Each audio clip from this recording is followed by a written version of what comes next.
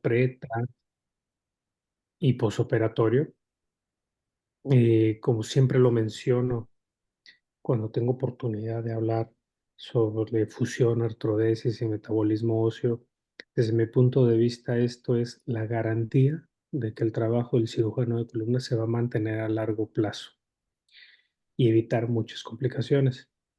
En esta ocasión tenemos al doctor Federico Cisneros Dreinhofer, quien es exdirector de Educación e Investigación en Salud y exjefe de Departamento Clínico en Cirugía de Columna Vertebral del OMAE, Hospital de Traumatología y Ortopedia de Lomas Verdes del IMSS, miembro de los capítulos de Columna, Metabolismo Óseo, Ortopedia Geriátrica y de Investigación del CMO, expresidente de la MOM, médico ortopedista en Hospital Ángeles Metropolitano y ortopedia del 14 al 25, y tesorero del Colegio Mexicano de Ortopedia y Traumatología del 22 al 23. Es un gusto, doctor Cisneros, darle la bienvenida a este foro y sin más preámbulo, lo escuchamos. Pues muchísimas gracias, Alberto, y a los que están asistiendo. Agradezco mucho su presencia, agradezco mucho la invitación. Me gusta ser considerado para algo tan importante como la Academia Oncico, que yo creo que es una cosa que viene en un futuro verdaderamente importante. Yo no tengo ningún conflicto de interés para esta presentación, es hablar del paciente con debilidad ósea. Y pueden ver que en los disclosures que estoy poniendo, pues están todas las compañías que producen implantes para hueso en columna y también las que producen los medicamentos para el control y el cuidado de la debilidad ósea, fundamentalmente la osteoporosis, aunque las otras enfermedades metabólicas también se contienen en todo esto. Y eso es hacia donde nosotros vamos. Nosotros entendemos que hace mucho tiempo osteoporosis era una característica condición radiográfica en donde pues veíamos una radiografía y decíamos, está osteoporótico, y con eso ya sabíamos que la cirugía iba a estar complicada. No necesariamente solo en columnas, sino en todas las demás estructuras. De hecho, la primera clasificación que nosotros empezamos a utilizar para hablar de debilidad ósea fue la clasificación de Singh de las trabéculas en la extremidad proximal del fémur. Y entonces, de ahí empezamos a entender que se necesitaban muchas más cosas. Pero lo que sí podemos entender es que una lesión como la que están viendo acá, ¿sí?, es una lesión que está entorpeciendo la vida de la paciente.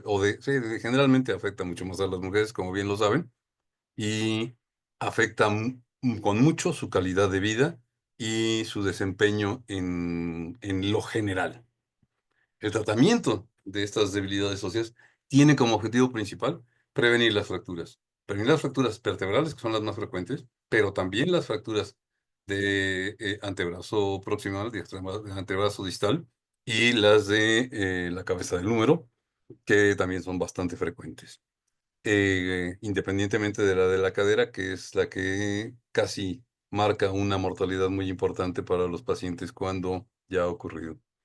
El tratar de fortalecer los huesos y también como objetivo es detener o cuando menos ralentizar la pérdida de la masa ósea para que esto nos pueda dar una adecuada calidad de vida. Tratamiento del esqueleto no necesita tener verdaderamente un medicamento. Si nosotros sabemos cuidar nuestro esqueleto durante toda la vida, con ejercicio regular, ¿sí?, con dieta y aporte adecuado de calcio y de vitamina D, que encontramos en los productos lácteos, en las verduras de hojas verdes, en los pescados grasosos, ¿sí?, y en el uso de suplementos, si esto es necesario para algunas comunidades que tengan antecedentes de deficiencias o en calcio o en vitamina D, también podría ser. El evitar factores de riesgo que son verdaderamente evitables y que afectan a la circulación ósea, como el tabaco o el alcohol, que afecta al metabolismo de la vitamina D. Si nosotros podemos hacer todo eso y hacemos un ejercicio en conjunto, pues tendremos un esqueleto que no tendrá por qué reclamarnos nada en el tiempo. Pero como somos verdaderamente no cuidadosos de todo eso y siempre decimos que mientras el cuerpo aguante que venga lo que sea, lo que no esperamos es que el esqueleto y que el cuerpo no aguante lo que nosotros quisiéramos que esperara y que lo haga en forma tan rápida. El ejercicio que se debe de recomendar a los pacientes debe ser ejercicios con carga, fundamentalmente el ejercicio con pesas, pesas que sean adaptadas al calibre de las cantidades del que el paciente pueda soportar, hacer trabajos aeróbicos en caminata y de resistencia en caminatas de distancia para mejorar la fuerza ósea y la fuerza muscular. Pero sobre todo lo que tenemos que hacer más importantemente es prevenir caídas. Y prevenir caídas es adaptar las condiciones del hogar a quitar situaciones peligrosas que las conocemos, que son quienes obligan a que el paciente se caiga con mayor frecuencia, ¿sí? Peligros en las escaleras, peligros en el baño de los pacientes, también las alfombras, los animales de compañía, los juguetes de los nietos, todo eso debe de adaptarse en el hogar y cuidarse para que se tenga un adecuado funcionamiento y el esqueleto viva bien, no tenga el peligro de estarse cayendo. Y claro que también hay que mejorar el equilibrio, hay que tener mucho cuidado con la vista y con la propiocepción, fundamentalmente con el sistema del equilibrio en el oído, porque cuando vamos envejeciendo, estos sistemas empiezan a alterarse y a modificarse en detrimento y van en detrimento de todo nuestro condicionamiento. Podemos decir que los suplementos que son necesarios para los adultos mayores, sí es tomar calcio. Calcio no, ninguno de nosotros podemos alcanzar una dieta de 1000 o de 1200 miligramos al día. Difícilmente la logramos en todas las poblaciones. Y entonces tal vez la suplementación o complementación con calcio sea adecuada en, no sé, 600, 800 miligramos, más lo que se adquiere por el aporte dietético. Y la vitamina D que verdaderamente también es difícil de obtener por los alimentos, pero que se produce endógenamente por el metabolismo del colesterol y que necesita tener un buen hígado y un buen riñón para que estén funcionando adecuadamente los precursores y la vitamina D activa.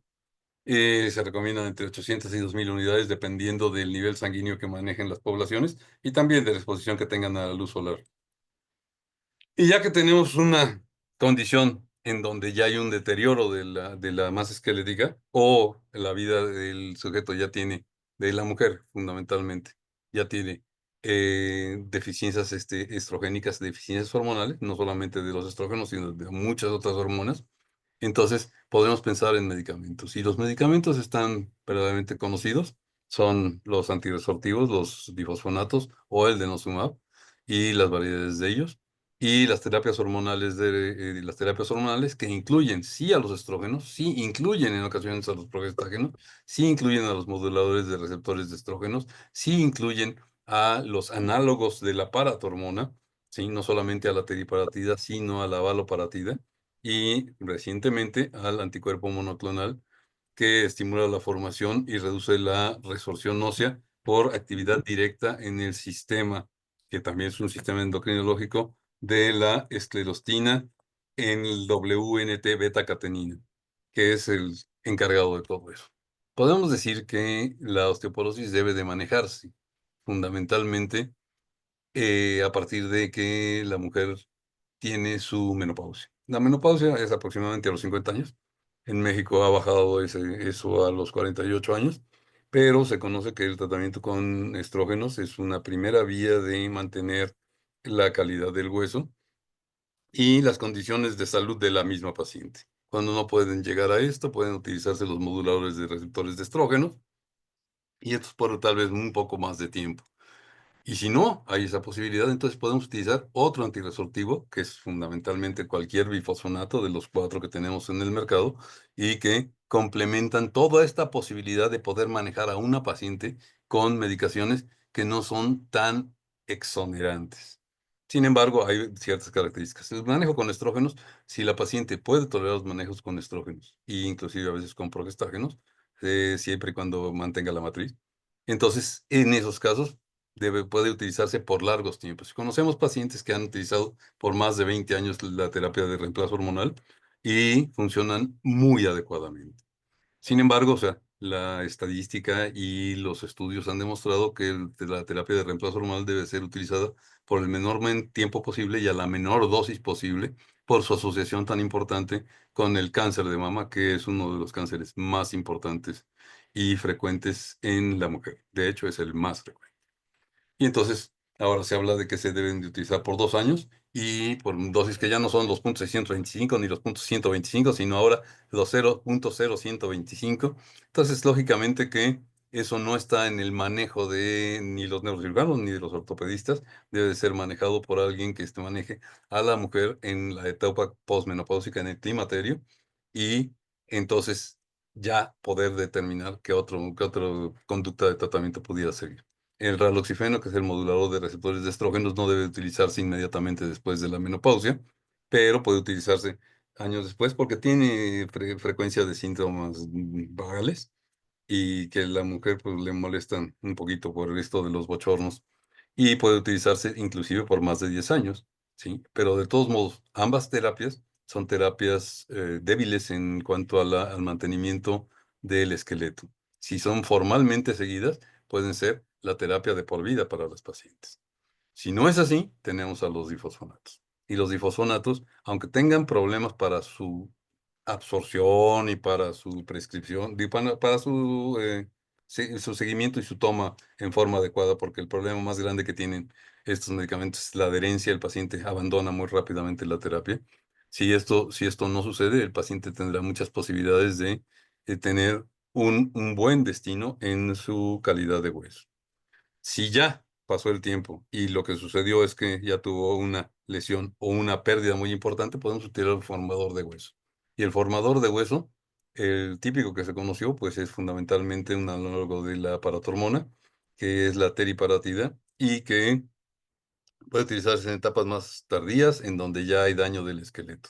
Y estos cuatro grupos de medicamentos, pues llenaban prácticamente toda la vida del manejo de de las pacientes después de la menopausia o los 35, 40 años que siguen al tiempo en donde ya han pasado su ciclo hormonal de reproducción.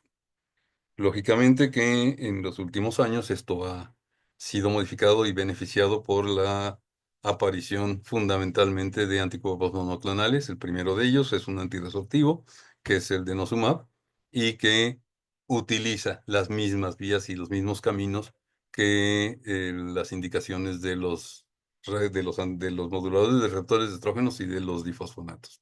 Y el otro que es el romosozumab, que es un formador de hueso.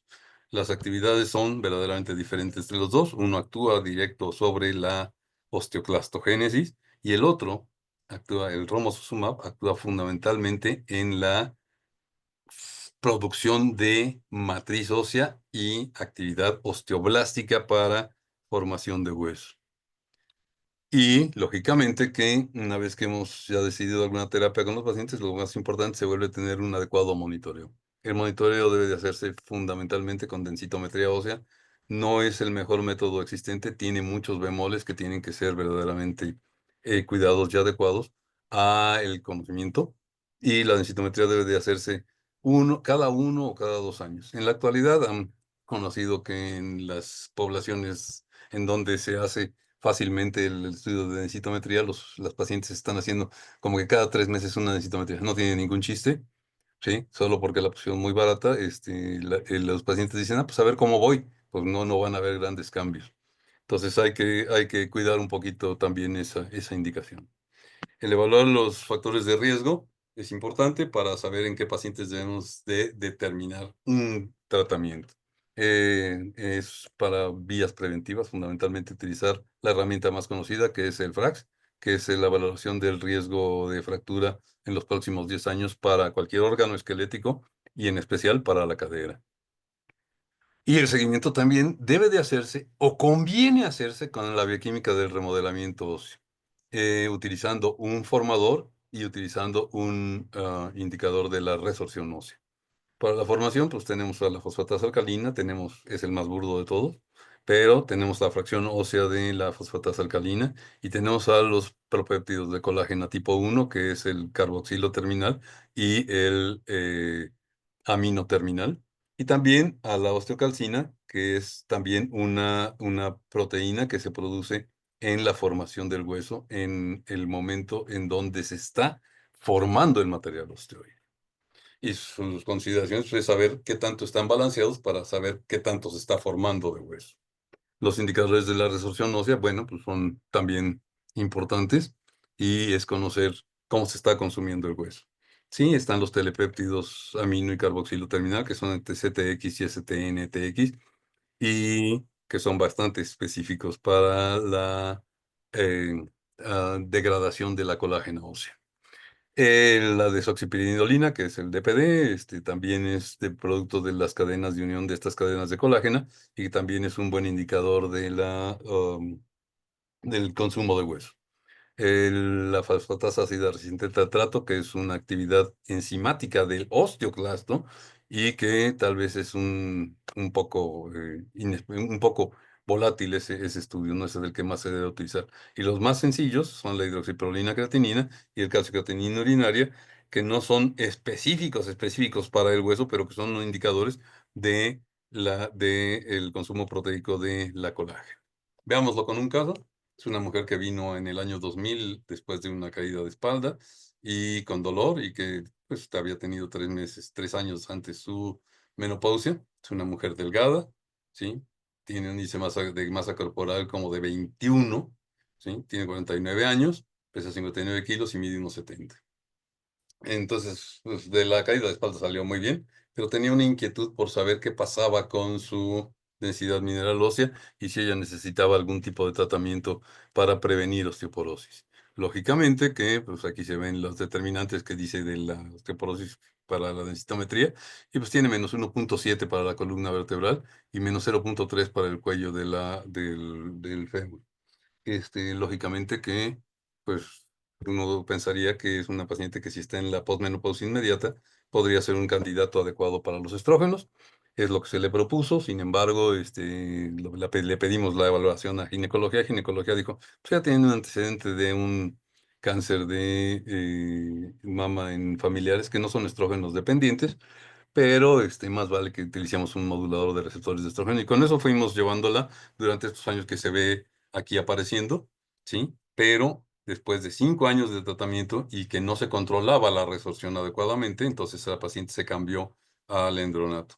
Y lógicamente que tampoco se controló la resorción. El factor que la alteraba o la modificaba no es uno que se pudiera controlar con los medicamentos, y eso pasa con algunos pacientes directamente, que no debemos de esperar a que todo el tiempo estén funcionando en el mismo tenor. ¿Sí? Veamos a la columna, porque de estar en -1.7 se fue a -2, a -2.1, a -2.5, y entonces esto dice que este tratamiento antirresortivo no estaba funcionando adecuadamente en esta paciente. Pero cuando vamos al seguimiento, bueno, el alendronato le funcionó un poco mejor porque la mejoró a -2.1. La cadera finalmente, como pueden ver aquí, o sea, tiene parámetros para el T-score, que son estos que están aquí, ¿sí? Todos están verdaderamente muy bien. Esto es para el año 16, que es en el seguimiento de la paciente. Pero aquí sí teníamos de qué preocuparnos, porque estamos hablando de el 2015 y ya tenemos parámetros de -2.5, casi de -2.5 en todas las localizaciones. Y se puede ver que aquí en el seguimiento que se tiene, del 2012 al 14 y al 16, ¿sí? La masa ósea aquí se mantuvo, pero después hubo una pérdida que fue del 3.8% en el seguimiento entre el año 14 y el año 16. Y esto pues preocupó muchísimo más a la paciente. Veamos qué fue pasando con ella. Lo que fue pasando con ella es que de ese menos, aquí teníamos -2.3 o -2.2 para L1, L4, ¿sí? La paciente pasó entonces de este -2.2 a un -1.7 estando bajo el tratamiento con difosfonatos. Y esto pues fue en gran ventaja para lo que habíamos visto, pues está resumido aquí, de que se había mantenido, se bajó y después cambió y entonces subió o mejoró la masa ósea de esta paciente. Lo que siguió sucediendo con ella es que siguió mejorando un poquito hasta este año, que es el 22, en donde se ve que nuevamente la densidad mineral ósea se baja a -2.2. Y entonces aquí es de preocuparse porque, bueno, aquí ya estábamos en una terapia de mantenimiento, y, y, pues lógicamente que no fue como que la mejor situación haberla dejado fuera de la terapia mientras pasaba el tiempo, solo la dejamos con calcio y vitamina D, porque lo que sucedió acá para el año 24 es que la paciente, que viene con una muy buena densidad mineral ósea de -1.6, nos hace sospechar que algo pasó, como lo marca este esquema, dice, de venir del 2020 en cierto, en 983 miligramos, a pasar al 22, a 920, en donde perdió un 6% de lo que se había llegado a obtener y que fue el tiempo en donde se decidió reiniciar alguna terapia, al que se tiene ahora, en donde hubo una verdadera mejoría de 997, algo tuvo que haber pasado. Y lo que pasó, pues se ve perfectamente en esta imagen, en donde tuvo una fractura de L2. Y fue una fractura banal porque ni siquiera fue con una caída, ¿sí? Ella dice que sintió alguna molestia y que sí, finalmente tuvo que descansar y que tal vez se sentó muy fuerte y que con eso se lastimó la columna vertebral, pero la realidad es que no es cierto. La realidad nos lo viene diciendo la bioquímica del remodelamiento. Aquí, cuando la paciente estuvo con moduladores de estrógenos, nunca pudo controlarse de la resorción, por lo cual a los 5 años de tratamiento decidimos cambiarla a un difosfonato.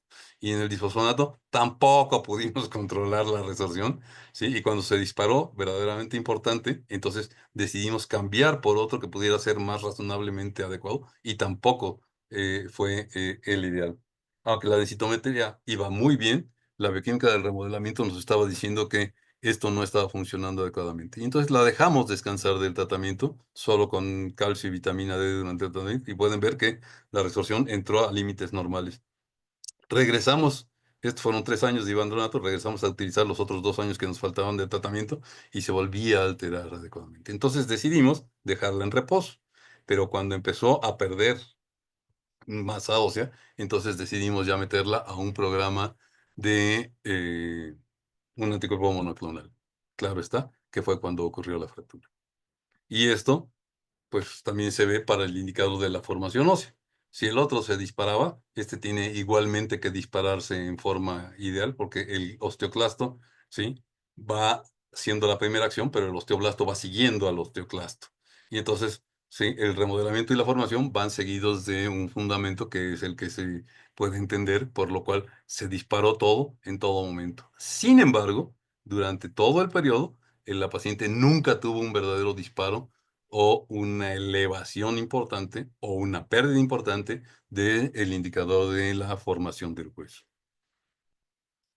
Esto quiere decir que ya que tuvimos una paciente con fractura, nuestras conductas tienen que cambiar y tienen que cambiar un poquito. Esta es la radiografía de la paciente y lógicamente que está en espera de poderse meter a una gifoplastia de balón y sobre todo para este lado izquierdo, que es el lado derecho, que es el que tenemos con ese acuñamiento de la vértebra. Lógico y muy lógico, pueden ver que esta fractura no parece una fractura natural, es en un terreno que es mecánicamente es comprometido, porque solo se aplastó hacia el lado derecho y, y se aplastó en forma considerable, sin una verdadera violencia que le pudiera alterar o afectar.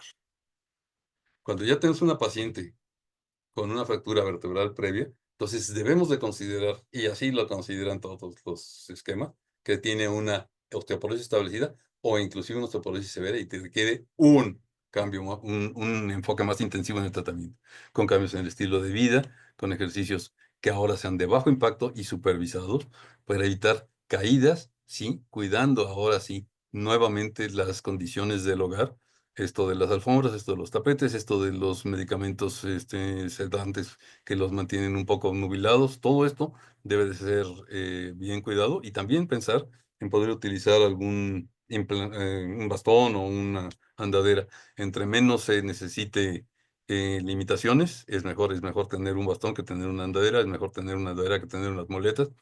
Entonces, en ese tenor es en lo que debemos de seguir cuidando a nuestros pacientes. Y lógico que pues, empiezan a tener problemas ya mentales para poder querer salir y a quererse recluir y para poder hacer el ejercicio. Sin embargo, el ejercicio debe de seguirse fomentando en todos los pacientes. Ser más intensos en la suplementación y en el control del calcio y de la vitamina D. Y claro, si ya ha ocurrido una fractura, nuestro pensamiento debe de ir hacia un anabólico óseo y tenemos posibilidades existentes, fundamentalmente la teriparatida y la avaloparatida. Estos se deben de utilizar por 18 a 24 meses como máximo. ¿sí? Estos estimulan la formación ósea activa y pues, están indicados en pacientes que han tenido fracturas vertebrales, fracturas múltiples o en pacientes con alto riesgo de nuevas fracturas. En este tenor es donde está entrando ahora también el romosozumab, porque las alternativas a los formadores de hueso son el denosumab, que se aplica cada 6 meses, o un difosfonato, fundamentalmente el alendronato o el ácido zoledónico, que son los más potentes en el mercado de lo que tenemos, para mantener la ganancia ósea. Pero la prevención de fracturas no va a ser tan importante en un antirresortivo como en un formador. Como vimos en el esquema de los tratamientos, bueno, tenemos más tiempo de tratamiento para los antirresortivos que para los formadores de hueso. Si nosotros regresamos a ver teriparatida o abaloparatida, están autorizados hasta por 2 años. Y esto es por los efectos colaterales que se conocieron en cuanto a la presencia de tumores en los animales de experimentación en los que se estuvo haciendo la investigación. Aunque la dosis fuera muchísimo más que la que porcentualmente se utiliza en los humanos, de todos modos, esta limitación nos pone en esa alerta. Y bueno, el tratamiento con romosozumab pues es nada más de 1 año, así que no tenemos mucho hacia dónde ir. Pero la fractura vertebral sigue teniendo un lugar predominante en el cuidado de los pacientes y de los pacientes hombres y mujeres. Pueden ver que la fractura vertebral es mucho más frecuente que la de cadera y mucho más frecuente que la fractura de coles.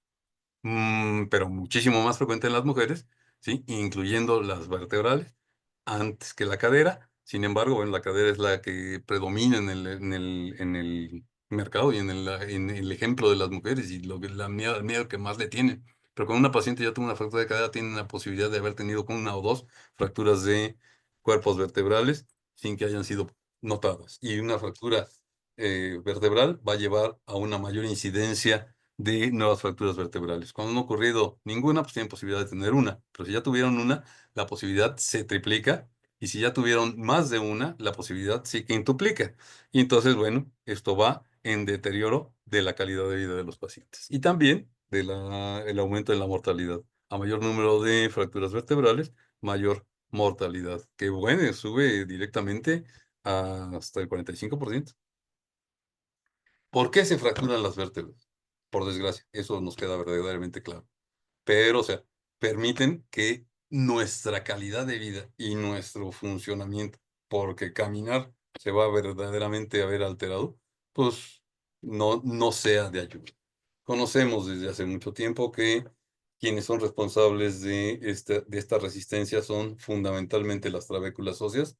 Sabemos que hay un grupo de trabéculas óseas en los cuerpos vertebrales verticales, digo, trabéculas verticales en los cuerpos vertebrales que van de una plataforma a la otra plataforma y que son quienes resisten fundamentalmente la compresión. Pero las fracturas que más se dan no ocurren en compresión. Sí pueden llegarse a dar, pero las que se dan más comúnmente es en donde falla la tensión. Y para la tensión tenemos dos sistemas directamente bien conocidos, los sistemas en abanico que van de la plataforma superior a través del pedículo hacia la espinosa y hacia las articulares, o un sistema en abanico inferior que va de la plataforma inferior a través del pedículo a la articular y a la espinosa.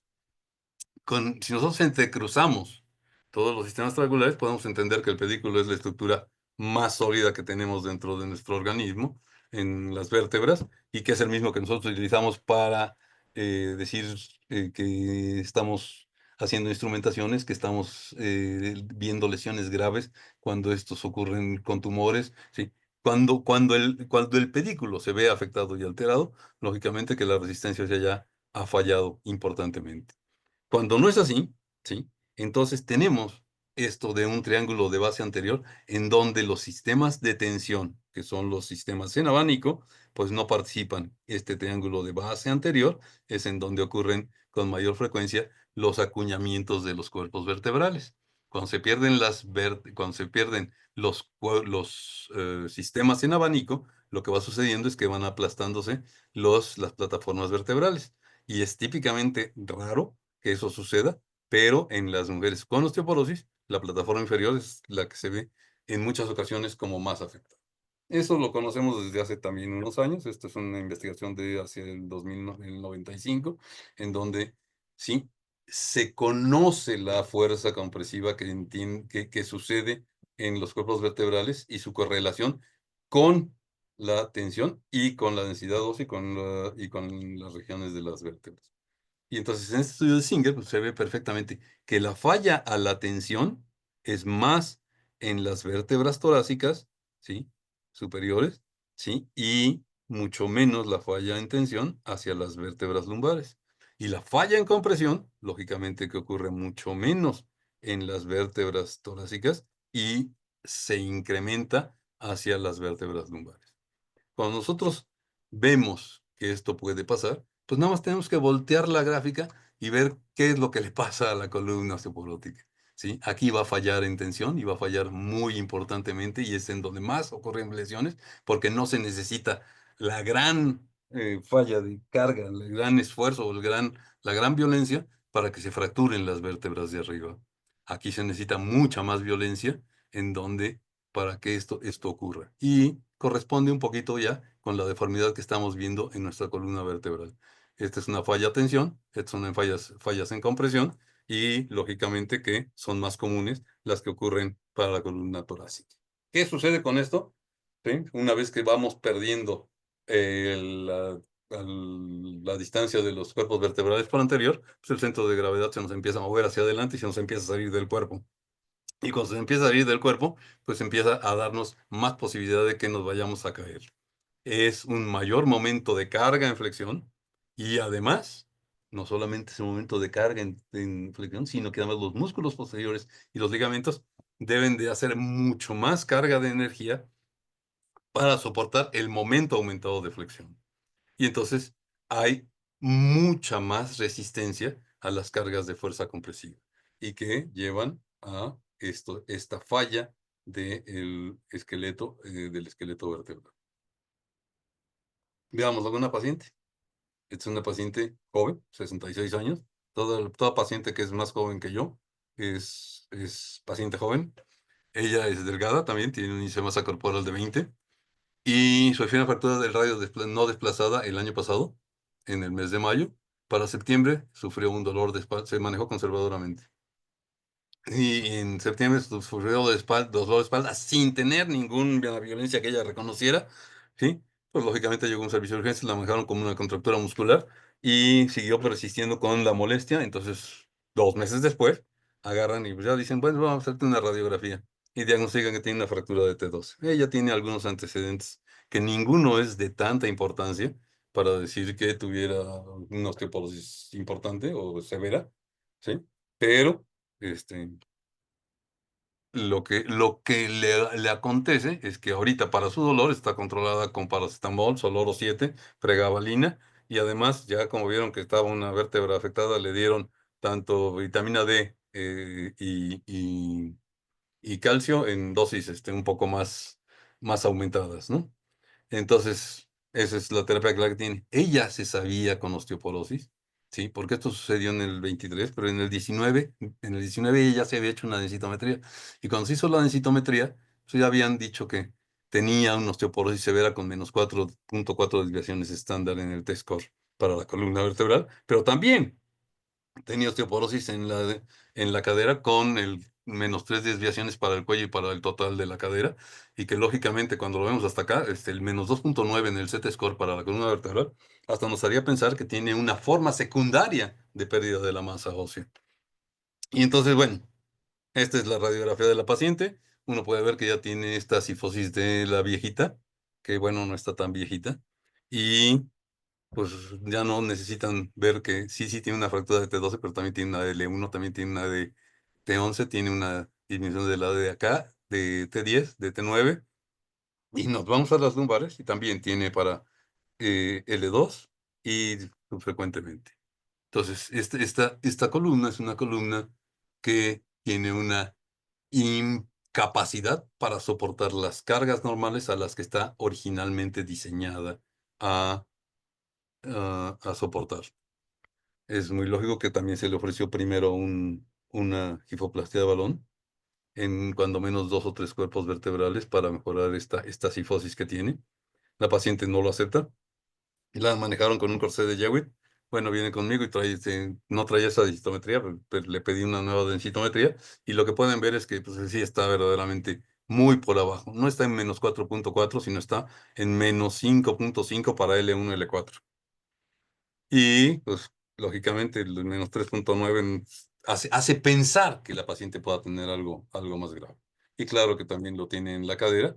Y entonces vamos a los estudios de laboratorio que nos puedan apoyar. Fundamentalmente utilizamos la bioquímica del remodelado, como dijimos, utilizando un formador de hueso y utilizando un indicador de la resorción ósea, que está verdaderamente elevado, muy elevado, el de la resorción ósea. Y también pedimos paratormona para ver que no tenga un hiperparatiroidismo secundario en los pacientes que llega a ocurrir con cierta frecuencia, que no lo tiene la paciente. Y también pedimos pruebas para buscar y diagnosticar una forma de plasmocitoma o de mieloma que pudieran ser una de las altas incidencias de frecuencia en debilidad del esqueleto vertebral. Lógicamente que también no lo tiene alterado, y entonces se trata de una verdadera osteoporosis en donde el calcio y el fósforo deben de mantenerse siempre en cifras normales. Y aunque el calcio se está yendo ya un poquito hacia arriba, está dentro de la normalidad, y el fósforo también está alcanzando unas cifras de severidad. Pero esta paciente, con la debilidad que tiene, se inicia con un anabólico óseo formador de hueso, ¿sí? Y se le dejó el parche por el final por un ratito. No le pedimos que se hiciera ningún control densitométrico, pero ella, a los 3 meses se hizo uno. Bueno, sirvió porque de tener aquí, miren, L1, L4 en -5.5, a los 3 meses ya tiene -3.9. No, pues todo el mundo dice, ay, Magazo, ¿qué hiciste? O sea, ¿cómo lo reconstruiste de tener -3.9 a tener -2.3? En cualquier momento, pues el paciente se siente mucho mejor, inclusive ya sin tener medicamentos para el dolor. Claro está que el corsé de Jewett se lo cambié por uno que fuera más consistente. Sí, conocen el Spinomed, que es verdaderamente muy bueno, y los de la marca esta alemana de Bauerfeind, que también son verdaderamente consistentes y que son mucho más cómodos que el corsé de Jewett. ¿Qué sucedió en el tiempo? La paciente siguió, es un año de tratamiento del romosozumab y siguió hasta enero de este año con el tratamiento, y bueno, viene con una nueva densitometría que tampoco se le pidió en forma original, pero pues de haber tenido -5.5 en el original en abril del 4, pues ahora viene con -3.7, que, y -2.1 en el 3.9, que hace que la paciente verdaderamente siga con una terapia adecuada y con una aceptación adecuada de su problema. Y lo siguiente que sucede es que si nosotros le quitamos del romosozumab, tenemos que seguirnos con una terapia que fundamentalmente debe ser una terapia antirresortiva, y la paciente ahora sigue con romosozumab. No, con denosumab. ¿Sí? Y en cuanto a la bioquímica del remodelamiento óseo, pues lógicamente que cuando empezó, la resorción se disparó de arriba, pero bajó rápidamente y drásticamente a prácticamente niveles normales. ¿Sí? Aquí se volvió a disparar un poquito, son los controles de cada 3 meses.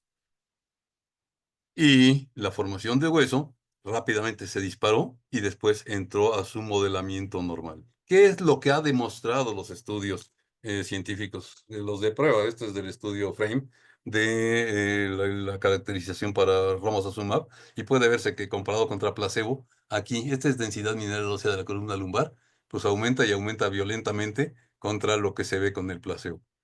¿Sí? Después de un año, el paciente cambia, ¿sí? Aquí a denosumab y aquí entra denosumab. Esto me gusta mucho porque demuestra, o sea, aquí hay una ventana terapéutica a favor de la formación de hueso. Pero aquí hay una ventana terapéutica que está empatando el camino directo, porque el antirresortivo, que es el denosumab, está haciendo la acción que tenía. Y la misma curva que está teniendo acá es la misma curva que está teniendo aquí, y que tiene una verdadera ventaja. Y no cambia, es lo mismo que sucede para la cadera, ¿sí? Y es lo mismo que sucede para el cuello femoral, en donde la acción es verdaderamente la misma.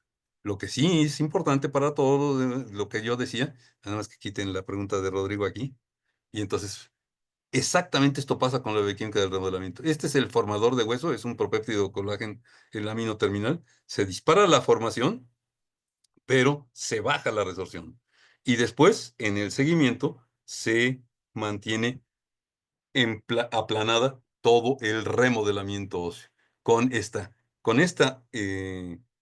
gran ventana terapéutica de aumentar la formación y disminuir la resorción, se obtienen estas ventajas en la densidad mineral ósea. Y se demostró perfectamente en el caso de mi paciente.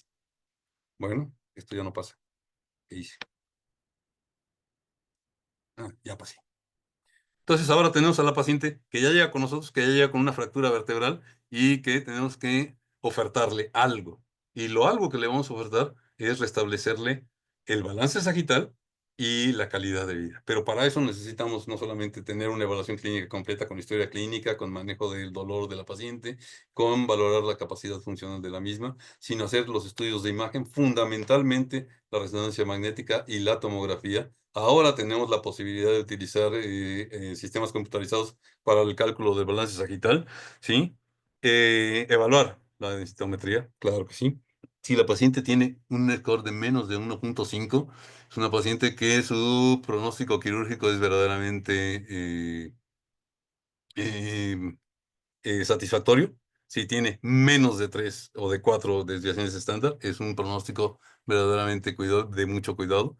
Hace tiempo se hablaba para la Academia Americana de Cirujanos Ortopédicos que tener un valor de densitometría menor a 400 miligramos por centímetro cuadrado era el indicador para no poder hacer un tipo de instrumentación en los pacientes.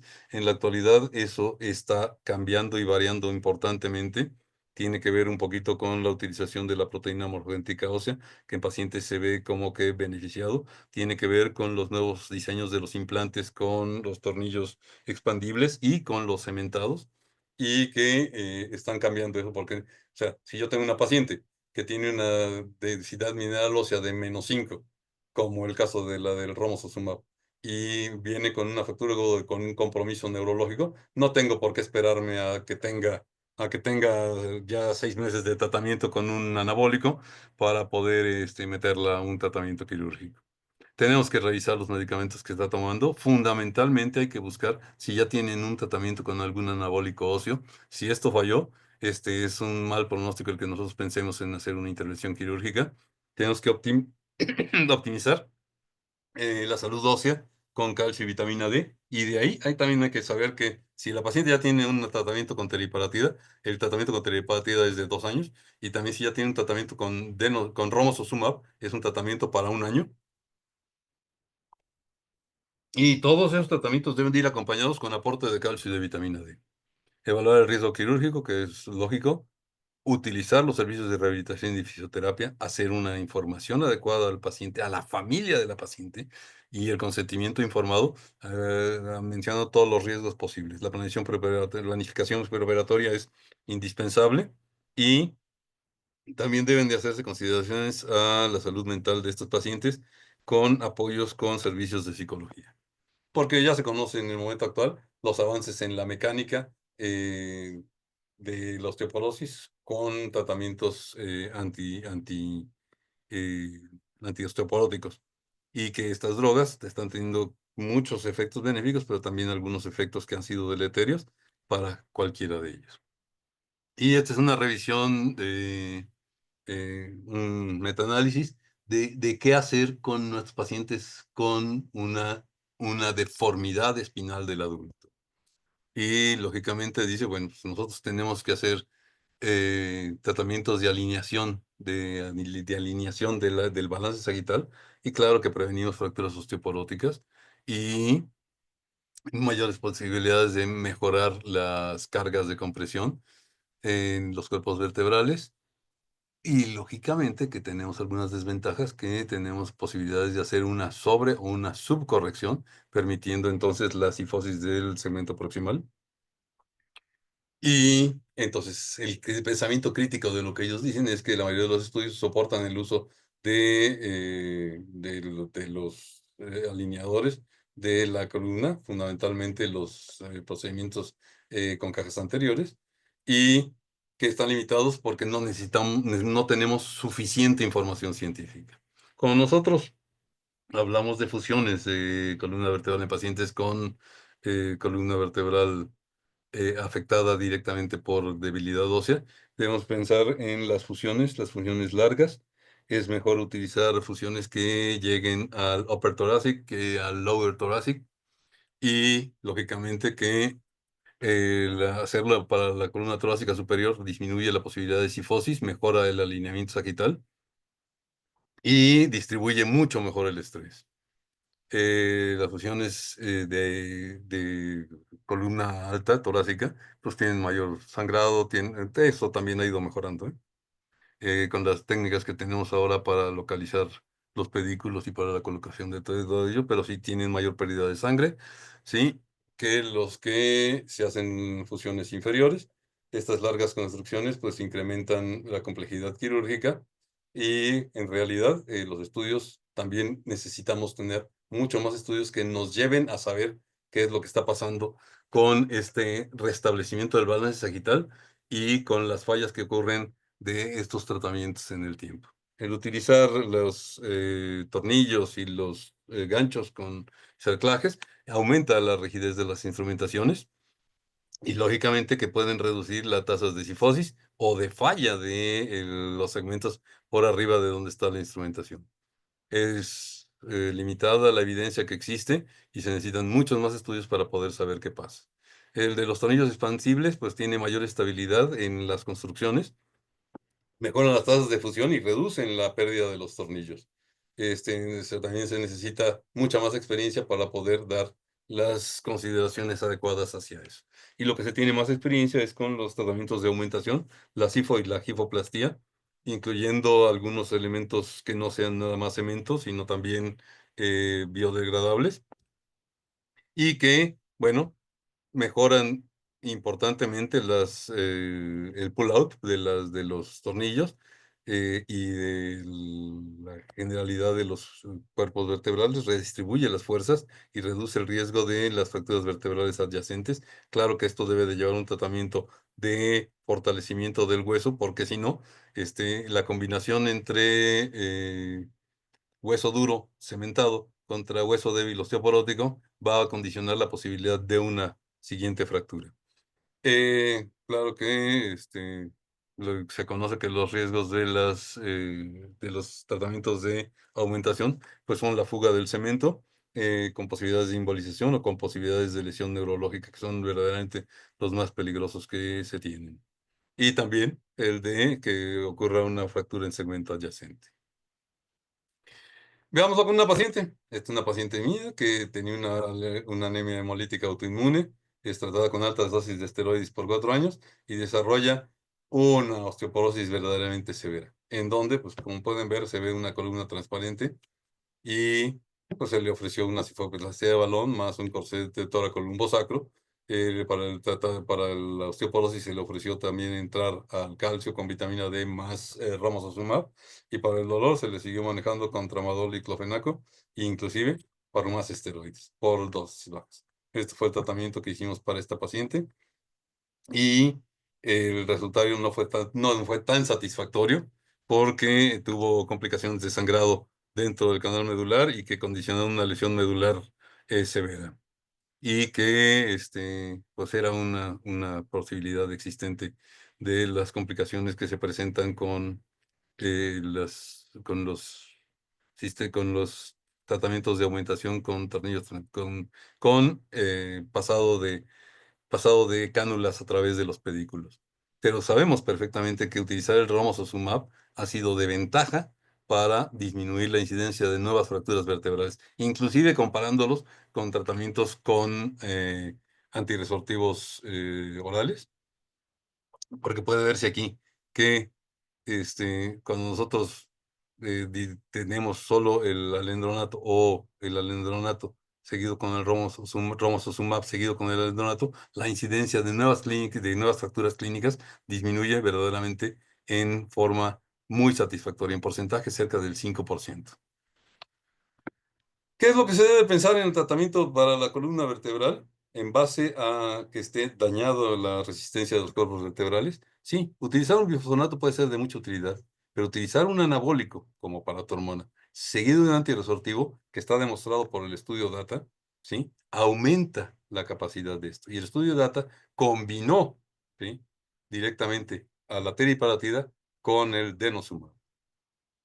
Pero no hay como utilizar un agente constructor de hueso y seguido por un antirresortivo, que este es el seguimiento del romosozumab seguido por el denosumab, y que puede verse que el porcentaje de incremento de la densidad mineral ósea es verdaderamente muy impactante. Y también se ve en la reducción de fracturas. Este es el placebo, esto es los que tienen difosfonatos y esto es los que tienen el romosozumab.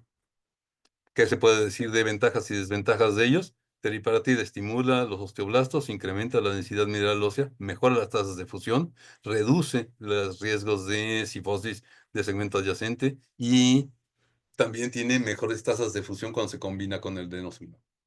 Claro está que una vez que se quitan las terapias, pues estas van a llevar a que se pierda rápidamente lo que se ganó. Y entonces, pues tenemos que seguir conociendo qué es lo que sucede con estos casos. El avalo para ti no lo tenemos disponible en México, sin embargo, tiene más o menos las mismas similitudes que la teriparatida. Y claro que se necesita conocer muchísimo más evidencia porque no hay evidencias en estudios de avaloparatida como ya los hay en teriparatida. El romosozumab, que es este formador de hueso que disminuye también la resorción ósea, pues lógicamente que incrementa la densidad mineral por aumento de la formación, inhibiendo la resorción. Es el más efectivo que se entiende en el momento actual sobre la teriparatida y sobre los difosfonatos para reducir las fracturas vertebrales. Tiene una contraindicación que es pacientes con complicaciones cardiopulmonares, en donde deben manejarse con mucho cuidado. Y bueno, denosumab tiene menos acción porque es un tratamiento antirresortivo directamente dirigido hacia la disminución de la actividad osteoclástica. Y sí, cuando se combina con formadores de hueso, pues tiene muchas mayores ventajas. Claro está que si nosotros lo suspendemos, se va a perder lo que obtuvimos. Y los otros, tanto el raloxifeno, que es modulador de receptores de estrógenos, como el adenodato, pues están más limitados en sus posibilidades de mejoría. Sin embargo, si no tenemos la capacidad de utilizar a uno de estos cuatro primeros, pues los otros dos verdaderamente sí son de utilidad para algo. Presentaré un siguiente caso de una mujer de 74 años de edad. Tuvo una caída a principios del 2020 por una caída, se le atravesó un perro y la tiró y entonces, bueno, es diabética, es fumadora, tiene problemas de tiroides, ha tenido varias cirugías, incluyendo apéndice, hemorroides, cataratas, y pues tuvo una fractura de coles bilateral que fue tratada quirúrgicamente, tuvo fracturas en las dos piernas que fueron tratadas conservadoramente, y entonces también tiene una infección en los dientes que hizo imposible el utilizar algún primer medicamento de intención, que sería el denosumab. Esta es la fractura que tiene a nivel de T11, pero tiene fracturas en L1, L2, L4, y también tiene para arriba en T8, en T3 y T4. Esta paciente va directamente a teriparatida. Esta es la densitometría que tiene el inicio en el 21. Bueno, es la del 21. Y dice aquí que tiene menos 2.4 desviaciones estándar. Y en la cadera, pues tiene menos 2.6 y menos 1.2 para la izquierda, ¿eh? Y lo que se ve en el siguiente, bueno, es una paciente que tiene un riesgo inminente de fractura porque es una paciente que ha tenido una fractura reciente, porque es un anciano frágil con caídas frecuentes y porque ha tenido algún medicamento que le hace que sea más susceptible. Se le hace una determinación del riesgo de fracturas en el tiempo futuro y su fractura pues, para un órgano esquelético a 10 años es del 28%. Eso es muy, muy alto, ¿sí? Se habla de que el 20%, más del 20% requiere ya de un tratamiento intensivo. Y para la fractura de cadera es mucho más alto porque la fractura de cadera en 10 años en un porcentaje del 19%, todas las estadísticas hablan del 3% para empezar a hacer una intervención. O para Inglaterra dicen que el 7%, pero de todos modos, el 19% es verdaderamente mucho, ¿sí? Se le maneja con teriparatida, puede verse que la fosfatasa alcalina, que es el indicador de la formación, primero se subió y después se empezó a bajar, ¿sí? Y lo que pasó con el antirresortivo es que primero se bajó, igual que bajó al formador de hueso, y después ya cuando terminó la terapia, pues se subió y se disparó. Pero el problema, bueno, cuando ven lo que sucedió al año, porque esto era el 21 y ahora tienes el 22, tiene menos 1.3 desviaciones estándar. Y en la cadera también mejoró, a menos 2.4 y menos 1.0. Pero pues esto hace que la paciente siga su tratamiento y siga su adecuación y su no abandono al tratamiento, que tenga una verdadera adherencia. porque ir de 2.4 a -1.3 hace que cualquier paciente diga, me ha funcionado adecuadamente la terapia, para la columna, pero también para la cadera. Y lo ha hecho satisfactoriamente. Desafortunadamente, esta paciente tuvo una fractura de la cadera y la fractura de la cadera es una verdadera limitante. Ella se deprimió, abandonó la terapia y, bueno, se le hizo un DHS. ¿Qué les puedo decir exactamente? Para maximizar los resultados de una cirugía vertebral en pacientes osteoporóticos, debemos de prevenir la osteoporosis antes de que se fracture. O sea, idealmente sería que cualquier mujer pudiera saber cómo es su condición del esqueleto, ¿sí? Con tan solo por salud antes de todo eso.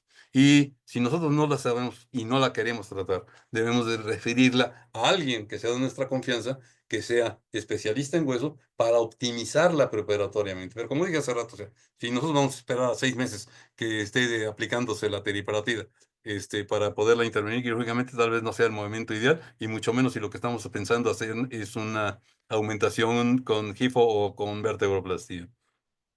Debemos de evitar construcciones largas que terminen o empiecen en transiciones, en la torácica, en la toracolumbar e inclusive en la lumbosacra.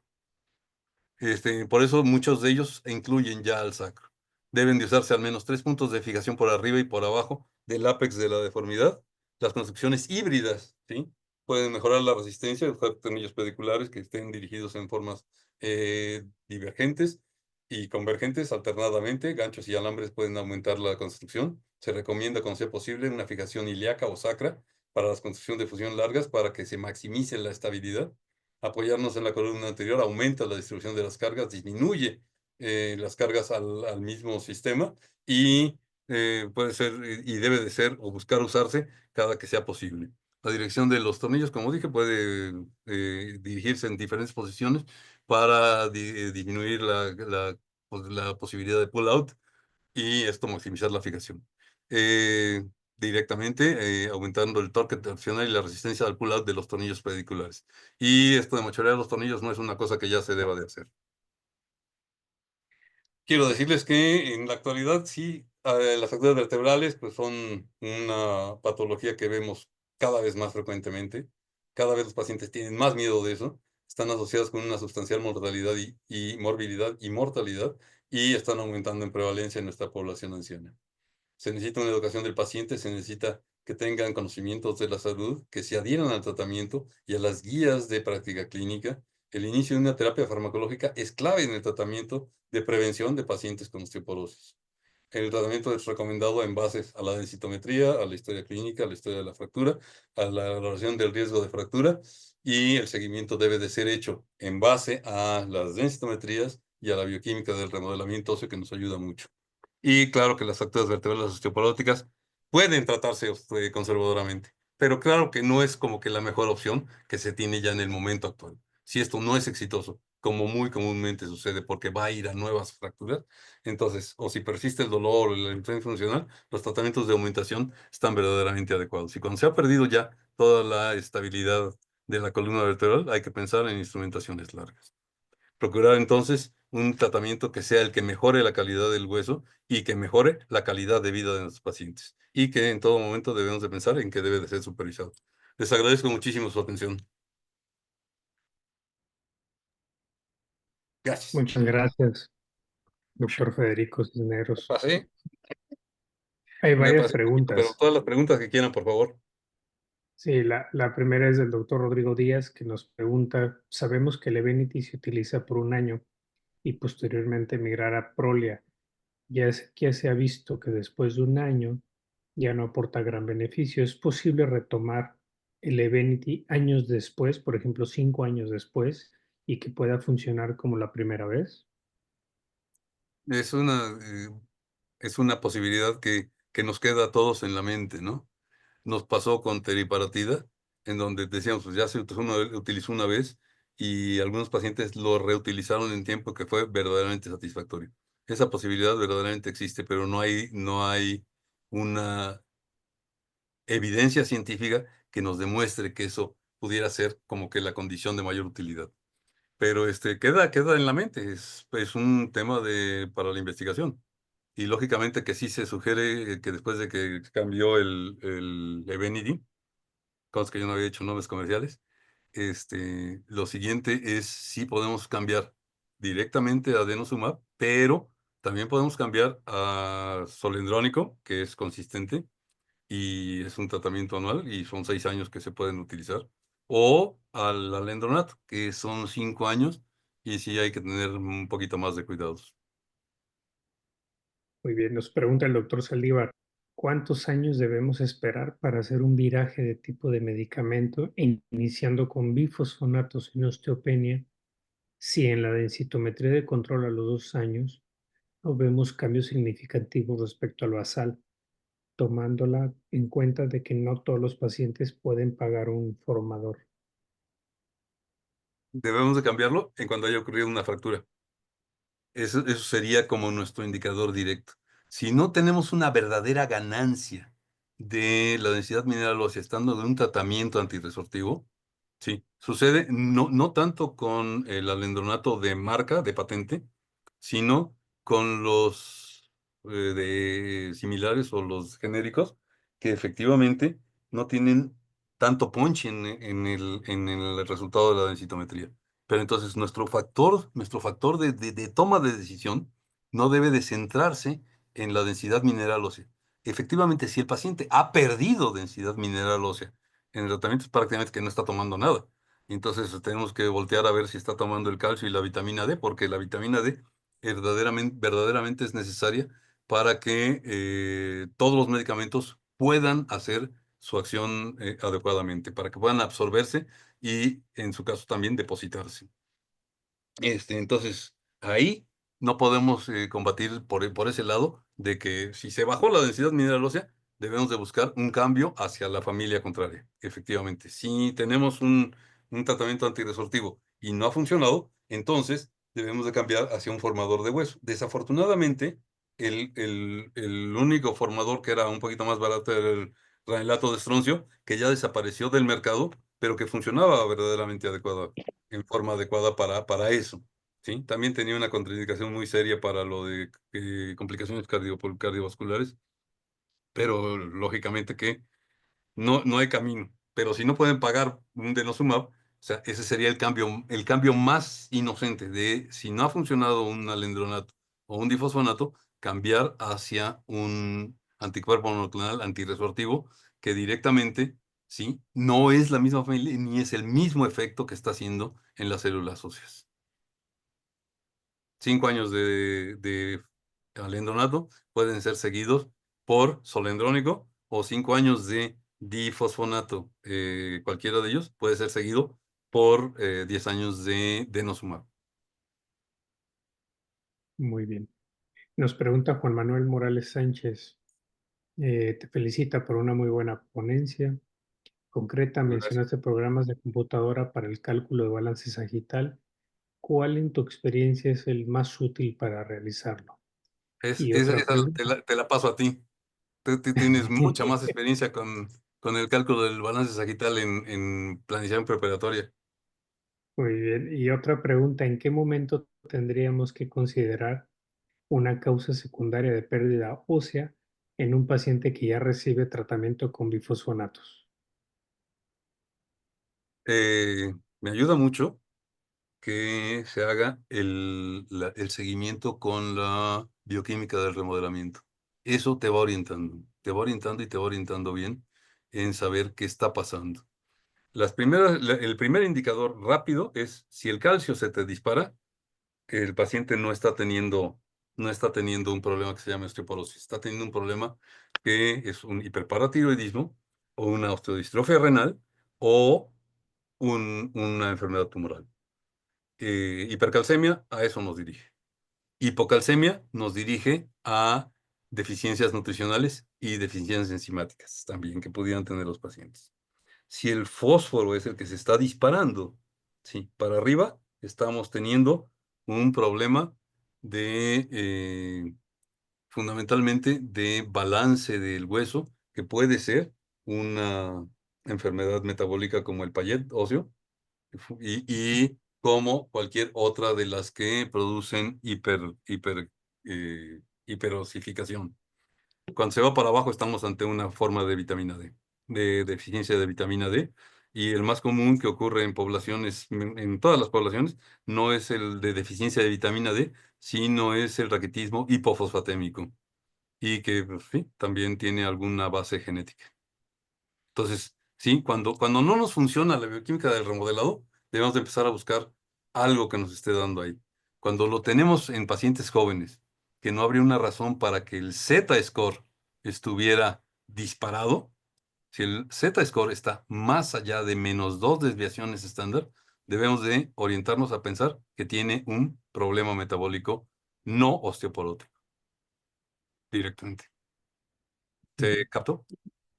Sí, nos pregunta el doctor Saldívar, ¿qué decirle a un paciente? Esto es algo muy real, porque lo vemos muy común en la consulta, de que no mejora en su densitometría ósea, pero además no se ha fracturado. ¿Cómo lo manejamos con el paciente para motivarlo a seguir con el tratamiento? Porque el paciente, al no ver una mejoría objetiva en el estudio, lo abandona.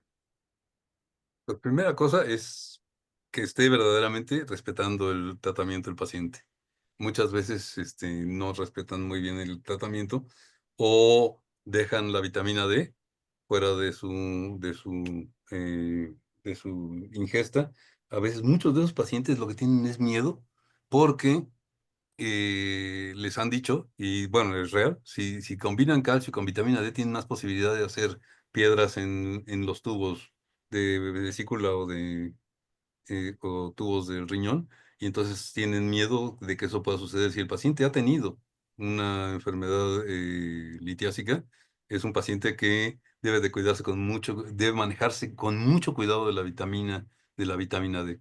Y para eso, en la actualidad ya existe una cosa que se llama hidroferol, que es una forma diferente de vitamina D, que es también vitamina D activa, pero no la 1,25 hidroxi ni la 25 hidroxi, sino que también es de depósito y también evoluciona a Localtrol, que directamente es el principio activo en cuanto evoluciona. Y este es de mejor posibilidad de tolerancia. Y ha mejorado a muchísimos pacientes que no están teniendo una buena absorción de la vitamina D. Esa es una buena posibilidad que tiene que estar en la mente de todos. Y la dosis ni es tan difícil, porque es una tableta a la semana de hidroferol. Y cuando ya se regulariza la vitamina D, entonces subirla a una vez al mes. Y está bien. Eso ayuda a que se estabilice y que pueda mejorar verdaderamente la densidad mineral ósea que no ha subido en las primeras fases. Porque la primera posibilidad de que no suba una densidad mineral ósea con cualquiera de los tratamientos es que tengan una deficiencia de vitamina D. Entonces hay que ser muy cuidadosos por eso, para ello, y entonces buscar hacer determinaciones periódicas de la vitamina D. Antes esto de determinar la vitamina D era una situación medio complicada, porque era un estudio muy caro. En la actualidad ya no lo es. Solo hay que acordarse que no tenemos que pedir 1,25, sino tenemos que pedir 25 hidroxi colecalciferol o 25 hidroxi vitamina D, que ese es el que es medible en la circulación y es el que se deposita en el organismo. Esa sería la primera posibilidad. Ahora, sí es cierto que hay pacientes que no van a responder.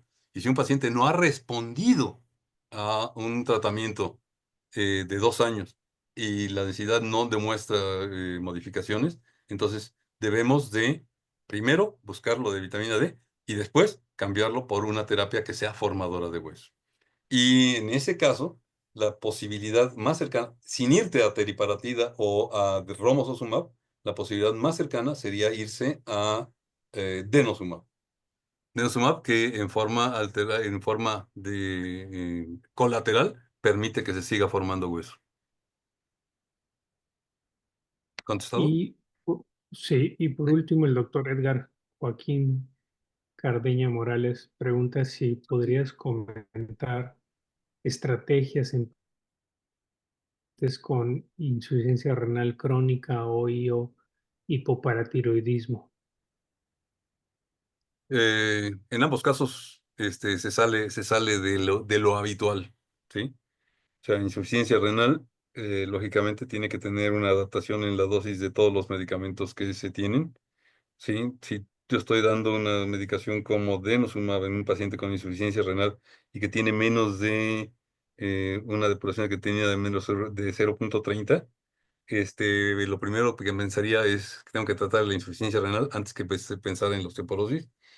Y sería yo más candidato a no manejarlo con un anticoagulante monoclonal, sino con un difosfonato en forma inicial. Si tiene un más de 30, nada más tengo que pausar las dosis y hacerla más distanciada. Y eso, y seguir controlando que el riñón esté trabajando más o menos satisfactoriamente. Y claro que aumentar la ingesta de líquidos del paciente, ¿eh? Para teriparatida sucede prácticamente lo mismo. Hay que hacer la terapia a la mitad. Si lo que estaba haciendo yo era estar dando una inyección diaria, pues la debo de pausar a cada 2 o cada 3 días para un tratamiento un poco más prolongado. Y al año estar seguro de que no tenga una actividad anómala. Y de la otra posibilidad que dijo era de vitamina D, no. Dijo insuficiencia De renal. hipopartido. Sí, insuficiencia Hipoparatidiosmo, renal. hipoparatidismo, hay que estudiarlo como tal. El paciente con hipoparatidismo no va a mejorar su resorción nunca, que esa es una de las posibilidades que tenía yo con mi paciente, esta es la primera que presenté, en donde la resorción, como quieras, no daba, y le hicimos pruebas tiroideas y pues salieron normales. Pero es una posibilidad. Y hay que acordarse que la primera causa de hiperparatiroidismo sí es el que tengan un adenoma paratiroideo y habría que buscarlo. La siguiente causa es que tengan una forma de osteomalacia, que es una mala absorción de vitamina D, y que entonces directamente lo que tenemos que hacer es aumentar la dosis de vitamina D. Y aumentando la dosis de vitamina D y llevando controles de ella, ¿eh? No vaya a ser que se nos vaya más de 70, de 80 eh, de unidades de vitamina D en sangre. Y entonces lo que tenemos que hacer es estar controlando esta vitamina D. Y para eso, en la actualidad, ya está la utilización diaria de vitamina D. Se puede hacer con la de 800 unidades, se puede hacer con la de 1600 unidades, que eso ya sería un aumento. Se puede hacer con la de 4000, ¿sí? Ahora ya hay de 5000. Y si no tenemos un control adecuado de vitamina D en ese aspecto, entonces lo que necesitamos hacer es aumentar una más, una de las mensuales, o la de 25,000 o la de 100,000 unidades. Yo creo que todos lo conocen muy bien, o sea, cuando se tiene una verdadera deficiencia de vitamina D, se pueden empezar hasta con una dosis de 100,000 cada semana, pero hay que quitarla muy rápidamente. Y una vez que se estabilizó las cifras de vitamina D, entonces sí, irse a dejarla mensualmente y seguir controlando vitamina D en el curso de la patología, porque esa es la causa más común. Sí, claro que si tienen osteodistrofia renal, sí necesitamos entonces directamente el apoyo de un nefrólogo para manejar las diferentes minerales en el organismo, porque no solamente falla el calcio y el fósforo, sino falla también el magnesio, y bueno, tienen también hipomagnesemia esos pacientes. Entonces sí es más de control de otro médico, que no es ni un ortopedista ni un neurocirujano. Pues muchas gracias. Te agradezco, doctor Federico Cisneros Drinhofer, por esta excelente ponencia. Hubo una gran participación y además de felicitarte, reconocerte todo el esfuerzo que has hecho para esta presentación y dejarnos claro qué es lo que tenemos que hacer en cuanto al manejo óseo. No, pues te agradezco Y por muchísimo. último, para contestarle Ujú. Sí, al doctor Morales Sánchez, de respecto al balance sagital, digo, todos los programas de computadora actualmente puedes hacer las mediciones, pero creo que el más amigable para tratar de buscar qué parámetros son los que vas a corregir es el Surgimap y es una versión libre. Puedes conseguirla con un correo electrónico extranjero y con ella puedes hacer todas tus mediciones necesarias. Y por último, Federico, pues te felicito y espero verte pronto. claro que sí. Yo también te deseo mucho éxito en tu nueva aventura Muchas de clínica. gracias, muchas gracias, Vamos contigo, claro que sí. muchas No, pues gracias, muchísimas cuídate gracias a mucho. todos y muy buenas noches. Buenas noches.